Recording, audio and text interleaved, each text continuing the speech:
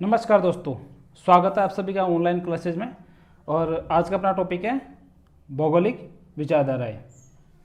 देखो, भौगोलिक विचारधाराएं क्या होती है, सबसे पहले आप लोग ये समझिए। देखो, अपना जो विषय है भूगोल, अब भूगोल विषय में क्या है, बहुत सारे भूगोलवेत्ता हुए। उन भूगोलवेत्ताओं ने भूगोल विषय के संबंध में क्या है, अपने अपने विचार प्रकट किए हैं, अपने अपने मत प्रस्तुत किए हैं। तो उन्होंने जो भूगोल विषय के संबंध में अपने विचार दिए हैं, उन्हीं विचारों को कहा गया है या कहा जाता है भौगोलिक विचारधाराएं। ठीक है। अब देखो, अपने टॉपिक चल रहा था मानव भूगोल। अब मानव भूगोल क्या होता है, मैंने आपको पिछले वीडियो में समझाया था कि प्रकृति और जो मानवीय क्रियाकलाप है उनके मध्य जो संबंध होता है, उन संबंधों का अध्ययन ही मानव भूगोल कहलाता है। ठीक है। और मानव भूगोल से संबंधित कुछ महत्वपूर्ण विचारधाराएं जैसे निश्चयवाद विचारधारा, संभववाद विचारधारा और नवनिश्चयवाद विचारधाराएं। तो आज अपन इन तीनों विचारधाराओं का अध्ययन करेंगे। ठीक है। तो सबसे पहले निश्चयवाद विचारधारा। अब देखो, निश्चयवाद जो विचारधारा है, इस विचारधारा को दो अन्य नामों से भी जाना जाता है। एक तो नीतिवाद विचारधारा और एक पर्यावरणीय निश्चयवाद विचारधारा। ठीक है। निश्चयवाद विचारधारा को दो अन्य नामों से जाना जाता है, कौन कौन से? नीतिवाद विचारधारा और एक पर्यावरणीय निश्चयवाद विचारधारा। अब देखो, निश्चयवाद जो विचारक है, उन विचारकों का क्या मानना है, या फिर निश्चयवाद जो विचारधारा है वो क्या कहती है? देखो, निश्चयवाद जो विचारधारा वह कहती है कि प्रकृति सर्वशक्तिशाली है और मानव पूर्णतया प्रकृति पर निर्भर रहता है। ये विचारधारा कहती है कि प्रकृति ही सब कुछ है और प्रकृति ने मनुष्य पर पूर्णतया नियंत्रण कर रखा है। ठीक है। या फिर मानव प्रकृति का एक तरीके से दास है सिर्फ। ओके। अब देखो, इस चित्र के माध्यम से अपन इस विचारधारा को आसानी से समझ सकते हैं। देखो, प्रकृति यहाँ पे केंद्र में आ गई, बिल्कुल बीच में, और चारों तरफ क्या हो गई, मानवीय क्रियाएं। अर्थात चारों तरफ से मानवीय क्रियाओं को प्रकृति ने अपने नियंत्रण में कर रखा है। ठीक है। तो ये कौन सी विचारधारा हो गई? ये हो गई निश्चयवाद विचारधारा। ठीक है। इस विचारधारा में प्रकृति मुख्य होती है और मानव क्या होता है, गौण होता है। अब देखो, नेक्स्ट है संभववाद विचारधारा। अब देखो, संभववाद विचारधारा है जो निश्चयवाद विचारधारा के बिल्कुल विपरीत है। इसमें प्रकृति मुख्य होती है, मानव गौण होता है। और संभववाद विचारधारा में मानव मुख्य होता है, प्रकृति क्या होती है, गौण होती है। अब देखो, इसमें मानव सर्वशक्तिशाली है। ठीक है ना। संभववाद विचारधारा में मानव क्या है, सर्वशक्तिशाली है, और प्रकृति क्या होती है, प्रकृति मानव को अनेक विकल्प मतलब यहाँ पे संभावनाओं से, ठीक है ना, अनेक विकल्प देती है, अनेक संभावना देती है। अब देखो, यहाँ पे प्रकृति मानव को अनेक विकल्प दे रही है। उन विकल्पों में से मानव को किसी एक विकल्प को चुनना होता है। ठीक है, अपने लिए। अब देखो, यहाँ पे चुनाव कौन कर रहा है, मानव कर रहा है। ठीक है ना। अनेक विकल्पों में से किसी एक विकल्प को चुन रहा है, अर्थात यहाँ पे मानव क्या हो गया, प्रमुख हो गया, और प्रकृति क्या हो गई, गौण हो गई। ठीक है। तो यहाँ पे मानव को सर्वशक्तिमान माना गया है और प्रकृति को कहा गया कि मानव ने प्रकृति पर अपना नियंत्रण स्थापित कर रखा है। ये मानती है कौन सी विचारधारा, संभववाद विचारधारा। ठीक है ना।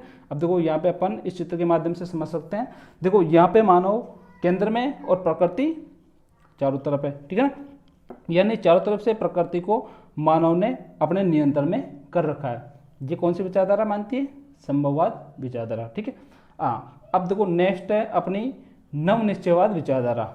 अब देखो, जैसे निश्चयवाद विचारधारा को नीतिवाद विचारधारा या फिर पर्यावरणीय विचारधारा के नाम से जाना जाता है, ठीक उसी प्रकार नवनिश्चयवाद विचारधारा को भी एक अन्य नाम से जाना जाता है, और वो है रुको और जाओ निश्चयवाद या फिर रुको और जाओ विचारधारा। ठीक है।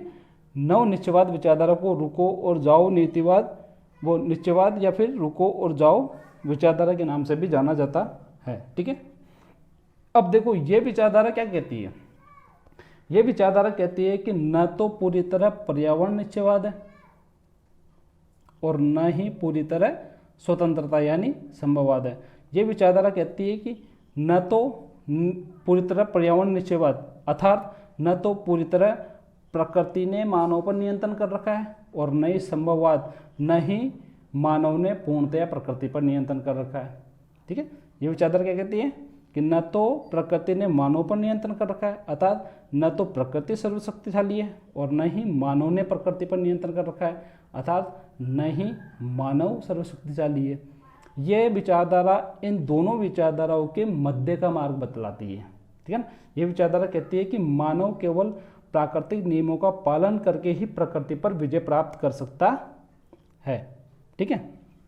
अब देखो इस विचारधारा को अपन इस चित्र के माध्यम से समझ सकते हैं। देखो अब देखो यहाँ पे प्रकृति मानव पर निर्भर रहती है कुछ रूप से, और जो मानव है वो अपने क्रियाकलापों के लिए प्रकृति पर निर्भर रहता है, ठीक है ना। प्रकृति तो कुछ रूप से मानव पर निर्भर रहती है और मानव कुछ रूप से थोड़े रूप में प्रकृति पर निर्भर रहता है, ठीक है। अब देखो आओ, प्रकृति मुख्य, निश्चयवाद में प्रकृति मुख्य होती है और मानव गौण होता है। संभववाद में मानव मुख्य होता है, प्रकृति गौण होती है। और नव निश्चयवाद में प्रकृति व मानव दोनों एक दूसरे पर निर्भर रहते हैं, ठीक है। इन तीनों विचारधाराओं को मैं आपको एक उदाहरण से समझाता हूँ। देखो अब देखो नव निश्चयवाद से शुरुआत करते हैं। देखो आदिकाल का मानव था, ठीक है। अब जो आदिकाल का मानव हुआ वह क्या करता था, वह प्रकृति से डरा करता था। जैसे वर्षा हुई, सर्दी हुई, गर्मी हुई, इन सब से वो क्या करता था, डरा करता था। जैसे वर्षा होती तो वो कहीं जाके छिपता था, सर्दी में कहीं जाके पनाह लेता था, कहीं जाके छिपता था, और गर्मी में कहीं जाके छिपता था। इनका सामना करने के लिए इस प्रकार का संसाधन नहीं थे किसके पास, मानव के पास, ठीक है। तो ये कहलाते हैं निश्चयवाद की स्थिति, ठीक है। यानी प्रकृति ने मानव को पूर्णतः नियंत्रण में कर रखा है, ठीक है। अब देखो धीरे धीरे मानव ने विकास किया। अब आ जाओ आप संभववाद विचारधारा पे। धीरे धीरे मानव ने विकास किया, ठीक है ना। अब मानव ने विकास कर लिया तो मानव ने क्या कर लिया, सर्दी से बचने के लिए घर मकान बना लिए, कपड़े बना लिए, ऊन कपड़े बना लिए, रजाई बना ली, ठीक है ना, कंबल बना लिया। और गर्मी से बचने के लिए कूलर बना लिया, एसी बना लिया, पंखा बना लिया। और ठीक उसी प्रकार से वर्षा से बचने के लिए छत्ता का निर्माण कर लिया। तो ये कौन सी स्थिति आ गई, संभववाद की स्थिति। अर्थात उसने प्रकृति पर नियंत्रण करना शुरू कर दिया। प्रकृति पर मानव ने क्या किया, अपना नियंत्रण कर लिया, ठीक है। तो ये थी संभववाद की विचारधारा, ठीक है। अब देखो नव निश्चयवाद की विचारधारा, भाई प्रकृति ने मानव ने प्रकृति पर नियंत्रण तो कर लिया लेकिन पूर्णतः ऐसे नियंत्रण नहीं कर पाया, ठीक है। अब इसका एग्जांपल मैं आपको देता हूँ। जैसे कोई भी प्राकृतिक प्रकोप हुआ, जैसे भूकंप हुआ, ज्वालामुखी हुआ। अब देखो मानव भूकंप का पहले पता तो लगा सकता है, भाई कल भूकंप का झटका आने वाला है, या फिर 1 घंटे बाद 2 घंटे बाद तो उससे झटका आने वाला है, या फिर कोई सुनामी लहर आने वाली है। मानव ने इतना विकास कर लिया है कि वो उनका पता तो लगा सकता है लेकिन उनको रोक नहीं सकता। उनको पता लगा कि उनसे बच सकता है लेकिन उसको वो रोक नहीं सकता। अर्थात मानव ने कुछ रूप से प्रकृति पर नियंत्रण किया है लेकिन पूर्णतः नियंत्रण नहीं कर पाया। कुछ रूप से मानव भी प्रकृति के नियंत्रण में है, कुछ थोड़ा रूप में मानव भी क्या है, प्रकृति के नियंत्रण में है। तो यह है नवनिश्चयवाद की स्थिति, ठीक है। तो आपको अब अच्छे से समझ में आ गया होगा निश्चयवाद, संभववाद और नवनिश्चयवाद, ठीक है। चलो आगे चलते हैं। अब देखो जो निश्चयवाद विचारधारा है, इस विचारधारा के प्रवर्तक, ठीक है ना, यानी इस विचारधारा की शुरुआत कहाँ से हुई, तो निश्चयवाद विचारधारा की शुरुआत मानी जाती है जर्मन भूगोलवेत्ताओं द्वारा, ठीक है ना। जर्मन भूगोलवेत्ताओं ने इस विचारधारा को शुरू किया था, इस विचारधारा को दिया था जर्मन भूगोलवेत्ताओं ने, ठीक है ना। और इसके समर्थक हुए Humboldt, Carl Ritter, Friedrich Ratzel, Immanuel Kant आदि प्रमुख भूगोलवेत्ता हुए, वह निश्चयवाद विचारधारा के समर्थक रहे, ठीक है। और अब देखो संभववाद विचारधारा। अब देखो संभववाद विचारधारा के प्रवर्तक, मैंने आपके पिछले वीडियो में बताया था कि फ्रांस के जो प्रसिद्ध भूगोलवेत्ता हुए प्रोफेसर विडाल डी ला ब्लास इस विचारधारा के प्रवर्तक थे, ठीक है ना। और इसके समर्थकों में फेब्रे, ब्रुंज और कार्ल सेवर आदि प्रमुख भूगोलवेत्ताओं का नाम आता है, ओके। ठीक इसी प्रकार से नव निश्चयवाद विचारधारा है, इसके प्रवर्तक में ऑस्ट्रेलिया के प्रमुख भूगोलवेत्ता ग्रिफिथ टेलर इसके प्रवर्तक हैं। और इसके समर्थकों में OH के स्पेट और जॉर्ज टेथम आदि भूगोलवेत्ताओं का नाम आता है। और इस विचारधारा को पर्यावरणीय निश्चयवाद विचारधारा कहते हैं, नवनिश्चयवाद को, और निश्चयवाद को पर्यावरणीय निश्चयवाद, और नव निश्चयवाद को रुको और जाओ निश्चयवाद के नाम से जाना जाता है, ठीक है। तो आज का अपना टॉपिक समाप्त होता है और अपन नेक्स्ट वीडियो में जो 12th क्लास का फर्स्ट चैप्टर है उसमें मानव भूगोल का जो विकास है, प्राचीन काल, मध्यकाल और आधुनिक काल के बारे में अध्ययन करेंगे। ओके बाय दोस्तों।